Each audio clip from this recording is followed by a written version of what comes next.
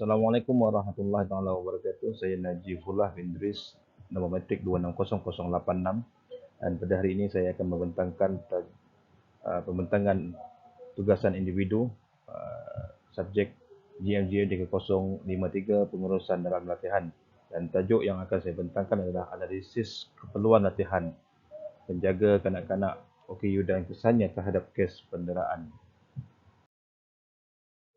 Pertama sekali adalah latar belakang organisasi yang saya pilih.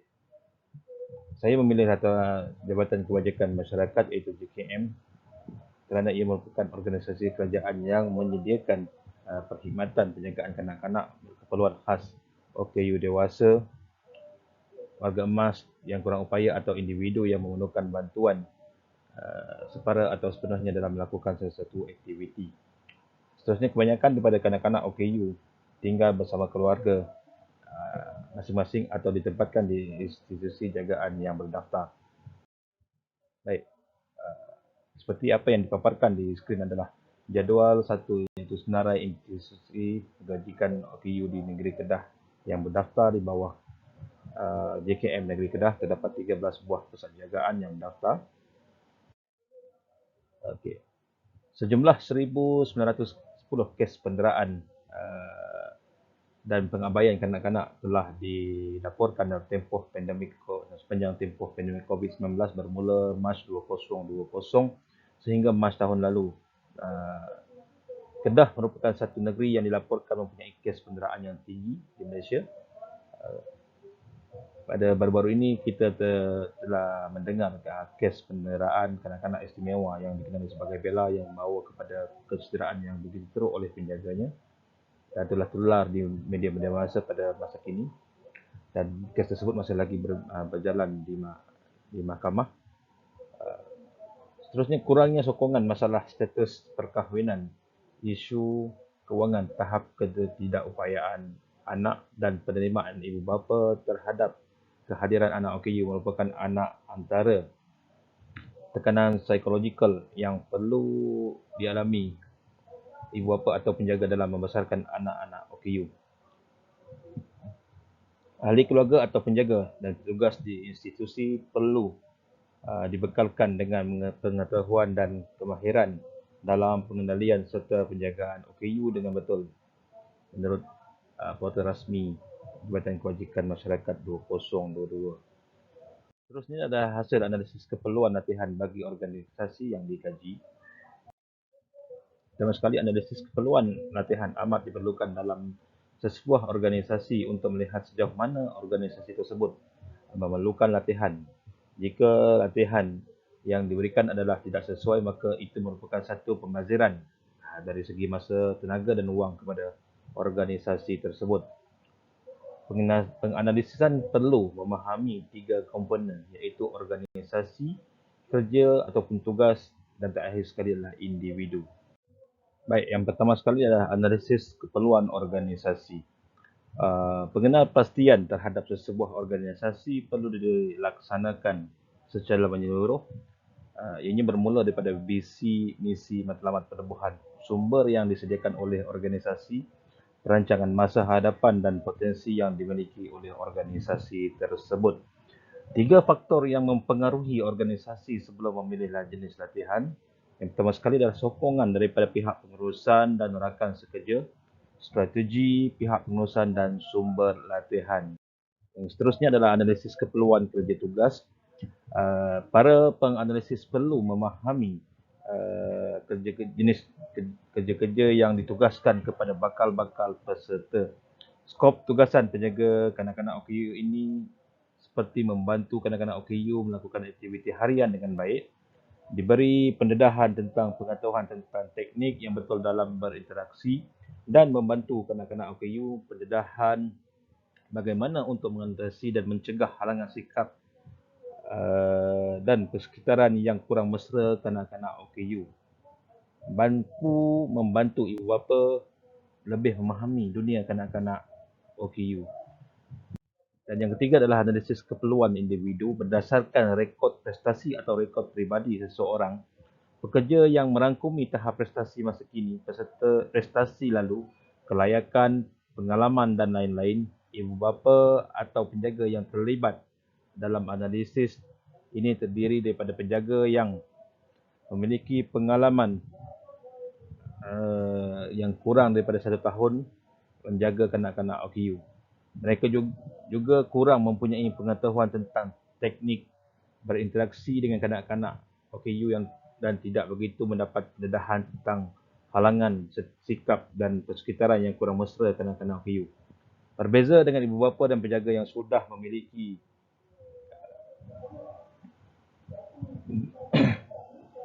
pengalaman dalam menjaga kanak-kanak OKU. Okey, seterusnya adalah teknik DIF, iaitu Difficult, Important and Frequency. Teknik ini dijadikan panduan untuk mereka bentuk latihan dan yang mempunyai 13 langkah, iaitu yang pertama sekali adalah berbincang dengan ketua organisasi, jabatan atau unit. Yang kedua, mengenal pasti produk atau plan perancangan. Yang ketiga, mencartakan proses aliran untuk mengeluar sesuatu produk atau rancangan. Yang keempat, mengenal pasti key result area dalam proses aliran. Yang kelima, mengenal pasti struktur organisasi. Yang keenam, meneliti pelbagai maklumat organisasi. Yang ketujuh, pemilihan responden yang bakal ditemu bual. Yang kelapan, menemu bual responden. Yang kesembilan, menemu bual pengurus unit kerja dan untuk jadikan jurulatih. Yang ke-10, menganalisis maklumat temu bual. Ke-11, membuat analisis kerja dan tugas. Yang ke-12, menulis laporan. Dan terakhir sekali, yang ke-13, membentang laporan dan perbincangan dengan pihak pengurusan. Okey, kita pergi ke laporan perancangan latihan. Masalah penderahan berkemungkinan akan terjadi di mana institusi kebajikan di seluruh negara. Penjaga kanak-kanak OKU ini perlu diberikan latihan dalam mengendalikan urusan kanak-kanak OKU yang memangnya penuh dengan cabaran yang akan menguji kesabaran. Dan dengan laporan ini dapat dijadikan panduan kepada pihak penganjur dalam merancang, melaksana dan menilai latihan yang bakal diberikan di masa hadapan.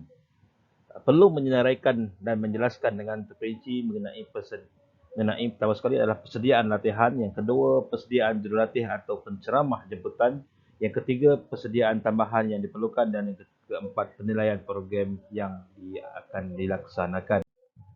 Pertama sekali adalah persediaan latihan, iaitu matlamat program. Membantu penjaga kanak-kanak OKU memahami definisi, ketidakupayaan dan keperluan kanak-kanak OKU. Selain itu, pihak penganjur berharap agar program ini dapat memberi pendedahan teknik yang betul dalam berinteraksi dan membantu kanak-kanak OKU menjalani kehidupan harian. Dan seterusnya, program ini dapat memberi pendedahan tentang bagaimana untuk mengatasi dan mencegah halangan sikap dan persekitaran yang kurang mesra golongan OKU. Objektif latihan adalah untuk membantu penjaga kanak-kanak OKU memahami definisi ketidakupayaan dan keperluan kanak-kanak OKU. Ianya untuk memberi pendedahan teknik yang betul dalam berinteraksi dan membantu kanak-kanak OKU. Selain itu, untuk memberi pendedahan bagaimana untuk mengatasi dan mencegah halangan sikap dan persekitaran yang kurang mesra, khususnya kepada kanak-kanak OKU. Seterusnya adalah kandungan modul. Kandungan modul yang akan digunakan dalam program ini berdasarkan buku manual pelaksanaan perkhidmatan kesihatan mesra OKU, Disability Awareness, yang telah diterbitkan oleh Kementerian Kesihatan Malaysia pada tahun 2015. Tempoh program yang akan dilaksanakan. Program ini akan diadakan selama 2 hari, bermula hari Jumaat hingga hari Sabtu. Setiap sesi program akan berlangsung dari pukul 9 pagi hingga 3 petang. Dan tujuan program ini diadakan pada 2 hari tersebut adalah supaya para peserta dapat meluangkan masa untuk menyertai program ini pada salah satu hari yang dinyatakan, memandangkan kedua-dua hari tersebut merupakan hari cuti bagi negeri Kedah. Dan selain itu, program ini akan diadakan secara bergilir-gilir dan peserta akan dibahagikan kepada 2 kumpulan, di mana setiap satu kumpulan mempunyai seramai 30 orang peserta bagi memastikan intipati program ini dapat disampaikan dengan jelas kepada peserta. Okey, seterusnya kita pergi kepada kumpulan sasar. Untuk latihan ini, kumpulan sasar ataupun target grup yang dijemput untuk menyertai program ini adalah terdiri daripada ibu bapa dan penjaga yang terlibat dalam senarai institusi kebajikan OKU di Kedah yang dapat dilihat seperti mana yang terpampang di jadual 1 tadi. Jumlah peserta yang disasarkan adalah seramai 60 peserta. Seterusnya kita pergi kepada perbelanjaan latihan. Segala perbelanjaan latihan aktiviti yang berkaitan dengan kursus latihan dan seumpamanya ini telah dirangka. Permohonan peruntukan telah dihantar kepada Ketua Pengarah Jabatan Kebajikan Masyarakat Negeri Kedah JKMNK untuk dipertimbangkan dan diluluskan. Antara perbelanjaan yang diambil kira ada seperti perbelanjaan pembayaran, penceramah, jemputan dan lain-lain perbelanjaan di luar jangka sepanjang latihan tersebut dijalankan. Seterusnya adalah persediaan jurulatih. Penceramah yang akan dijemput bagi memberikan ceramah berkaitan dengan program ini merupakan individu yang terlatih dan berpengalaman dalam pengendalian perihal kanak-kanak OKU. Penceramah yang dicadangkan ialah daripada pihak Jawatankuasa Teknikal Kesihatan OKU atau Jawatankuasa Quality Life Care bagi OKU. Jawatankuasa ini telah ditubuhkan dan dipengerusikan oleh Ketua Pengarah Kesihatan bagi memantau pembangunan dan pelaksanaan program kesihatan untuk kanak-kanak OKU. Persediaan tambahan. Penilaian akan dilaksanakan ke atas semua program latihan ataupun kursus-kursus anjuran laporan. Laporan hendaklah direkodkan dan disimpan bagi tujuan pengauditan seperti berikut. Pertama sekali adalah borang penilaian keberkesanan kursus, iaitu menggunakan format seperti yang tertera di lampiran A. Penilaian akan dilaksanakan seperti selepas 1 bulan hari program tamat bagi tujuan memantau impak khusus kepada peserta. Borang penilaian tegak tenaga pengajar pula menggunakan format yang tertera di lampiran B. Penilaian sebaik sahaja tamat kursus dan borang tersebut perlu dikembalikan semula kepada penganjur selewat-lewatnya 7 hari selepas program.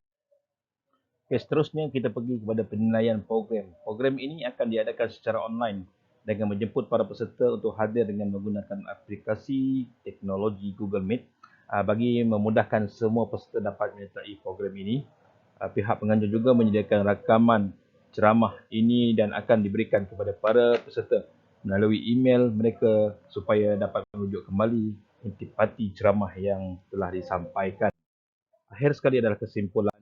Banyak faktor berlakunya kes penderaan di Malaysia termasuklah berpunca daripada pemangsa iaitu ibu bapa sendiri, mangsa iaitu kanak-kanak serta lain-lain sebab. Masyarakat dan JKM perlu peka dalam menangani kes penderaan yang semakin membimbangkan terutama negeri-negeri yang mencatatkan rekod kes penderaan yang tinggi seperti Selangor, Kuala Lumpur dan Kedah tanpa mengabaikan negeri-negeri yang lain. Selain itu menyediakan penjagaan khususnya kepada kanak-kanak yang dikategorikan sebagai OKU bukanlah satu perkara yang mudah. Kanak-kanak OKU memerlukan cara penjagaan dan keperluan asas yang berbeza. Melalui latihan pelaksanaan perkhidmatan kesihatan mesra OKU, kesedaran ketidakupayaan ini diharapnya penjaga dan ibu bapa yang mengikuti latihan dapat meningkatkan kompetensi serta kemahiran dalam pengendalian kanak-kanak OKU. Baik, sekian sahaja pembentangan saya pada kali ini. Sekian, terima kasih.